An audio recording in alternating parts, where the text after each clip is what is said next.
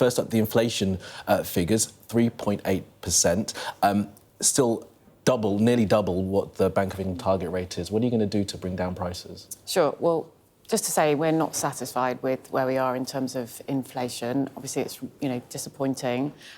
We know that people at home watching this programme, are struggling with the cost of living.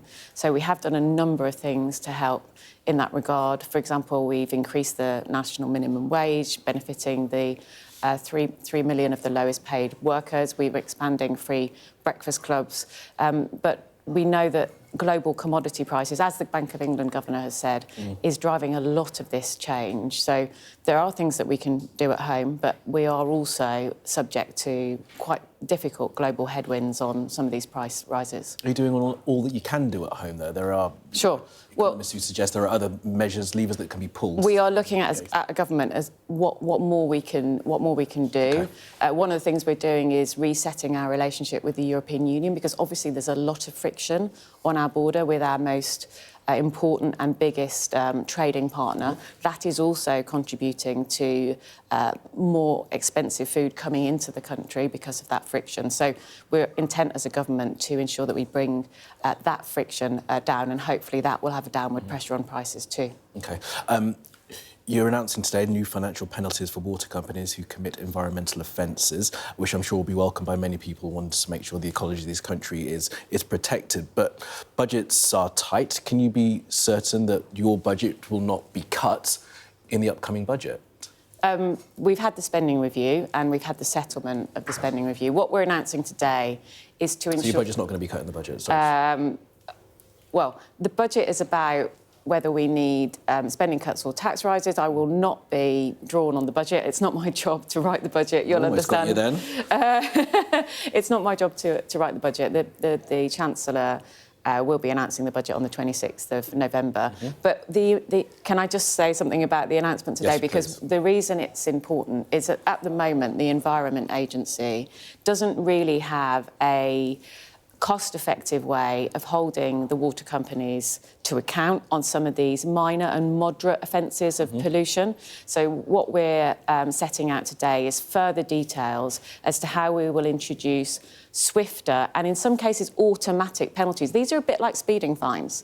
So, if a water company breaches a licence and pollutes in a way that it shouldn't be, then in some cases, if those are preventable offences, they will automatically receive a fine. And at the moment, they are not being held to account for those sorts of offences. And then for more severe offences, more moderate offences, that cause more severe problems, we are lowering the burden of proof for the Environment Agency so that, again, they can hold these companies to account. I'm absolutely determined in my new role to clean up our waterways, our rivers, lakes and seas. This is one of a range of measures that we are taking. Obviously, there's lots more to do, but as a government, we're already making progress on this issue. And, of course, we'll keep an eye on that budget come the budget in November, and whether or not there are any cuts to your department. But I want to move on to other topics this morning. You will see that there are headlines around the inquiry into child sexual exploitation and grooming gangs. Concerned that the inquiry is being undercut before it's even gotten underway, described as being in chaos. Is that how you see this inquiry? People are quitting that liaison committee already. Well, what I would say is that the government's absolutely committed to getting to the truth of what happened here.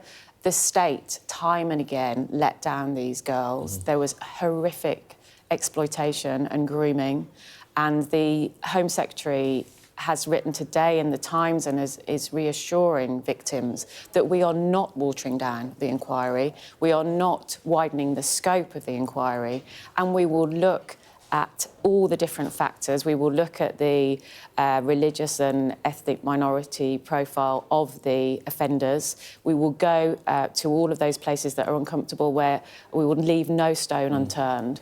And we are absolutely determined to get to the truth of what happened here and to deliver justice one of to those victims.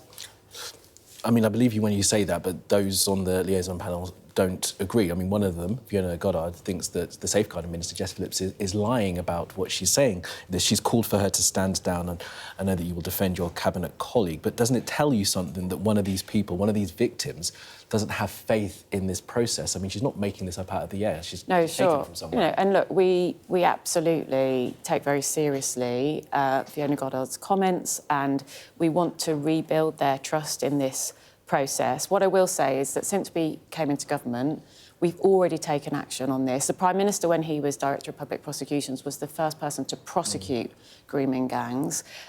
He's asked every police force in the country to re-examine and reopen cases. 1,200 cases have been reopened due to the Prime Minister doing that. You'll accept that you were forced into making this a national inquiry. It wasn't the government's first... Well, we asked Louise Casey to look at this. There was a tension there because what we also need to do is make sure we don't forget the Jay report and the recommendations made by her, and that's why we are implementing some of those recommendations alongside setting up this inquiry. How are you going to regain the trust of those who've... I mean, how many victims are actually on this liaison panel? Well, there's a victims board, and you'll forgive me, as the Environment Secretary, I'm not across all of the detail, but we absolutely want to ensure that the victims of these horrific crimes have confidence in this process. So the Home Secretary and the Home Office are reaching out to those victims.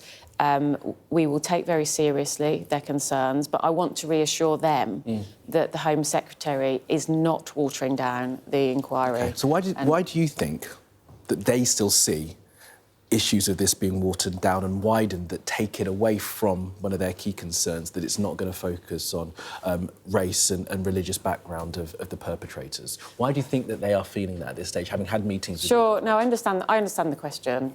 I haven't spoken to any of the victims. All I can say is the government is very intent on the things I've already set out.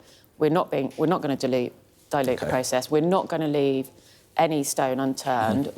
However uncomfortable this might be for different people who've worked for the state over so many years, I understand that those victims will feel very sceptical of the state because the state has let them down. Yeah. And it's our job to rebuild their confidence. Okay. Look, question about Prince Andrew, I'm afraid it's the fourth day now that we're having to talk about him because the public is still appalled at what we have learnt in the newspapers and through journalists' reporting of this. And it turns out now that he hasn't been paying rent on his mansion. I mean, as I say, many in the public are appalled. Are you? Look, I think that the book that has come out recently, the account by Virginia Giuffre, is horrific. The things that I've read about what happened to her, and obviously then tragically she took her own life earlier this year. As a government, we have said that we support the King and the judgment that he's made and that Prince Andrew has relinquished his titles and his honours. The question that you asked me, and I'm going to come to it, we feel that that is a matter for the palace and for the King. It's a taxpayer-funded... Well, the estate is owned by the Crown Estate, and that is a commercial organisation. There is a contract involved, as you'll be aware. It's a commercial contract.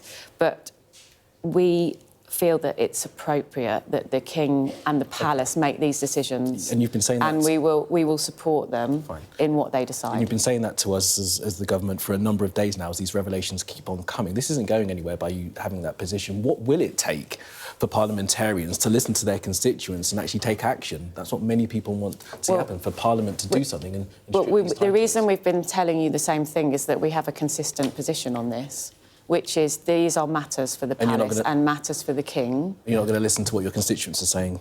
Well, as I've said, this is an issue that is very sensitive. We absolutely agree with the King that Prince Andrew should not use and have his titles and honours. It is now a matter for the Palace as to what happens next. Do you have any advice for him, for Prince Andrew? I'm not going to start down that road. You're a government minister, you could have something to say, because I'm sure that there are many of your constituents who are absolutely appalled by what they've heard, by the fact that... I'm appalled by what I've heard and what I've read from the book that has recently been published. I'm appalled by that. I mean, you keep talking about the allegations in the book. There are questions now whether or not he should be spoken to by the police for those allegations. Well, I think he's always that denied. Let's be fair. anybody who faces those sorts of allegations should cooperate with the police, should cooperate with the American authorities as well, and we must make sure that at the heart of this row we don't lose sight of the victims of Jeffrey Epstein, because they're the people that, you know, as in the case with grooming, we need to ensure that we deliver justice for them.